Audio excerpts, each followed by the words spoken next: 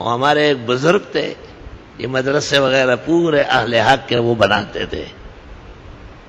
تو ایک دن اچانک اندر آئے، اسی طرح چلے. میں نے کہا حضرت گاڑی کہاں ہے؟ کہا گاڑی مالک لے گیا.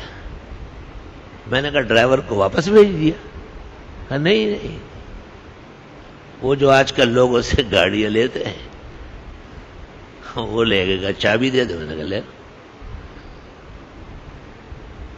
تو میں بہت خفا ہو گیا. انا للہ تو ہمیں آتا ہی ہے، خوب پڑھتے ہیں. اس نے کہا نہیں کوئی ایسی بات نہیں ہے، دوسری آ جائے گی. حضرت بیٹھ گئے، چائے وائے پینے لگے، اور وہ کمپنی نے دوسری گاڑی بھیج دی. ماشاءاللہ یہ بیمے کا فائدہ ہے.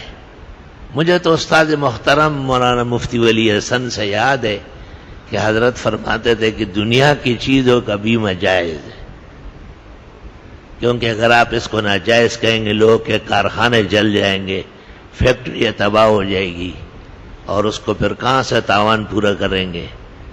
البتہ زندگی کا اور اولاد کا یعنی حیات کا یہ بیمہ نہ ہو. اب بنوری ٹاؤن والے کہتے ہیں ہمارے پاس کوئی چیز نہیں ہے جواز کی. فَإِلَى اللَّهِ الْمُشْتَقَى وَإِنَّا لِلَّهِ وَإِنَّا إِلَيْهِ رَاجِعُونَ. اللہ اکبر. مزید اسی طرح کی دینی و علمی اور معلوماتی ویڈیوز کے لیے ہمارے چینل کو سبسکرائب کریں اور بیل آئیکن کو پریس کر دیں تاکہ ہماری نئی آنے والی نوٹیفیکیشن آپ کو سب سے پہلے مل جائے. جزاک اللہ.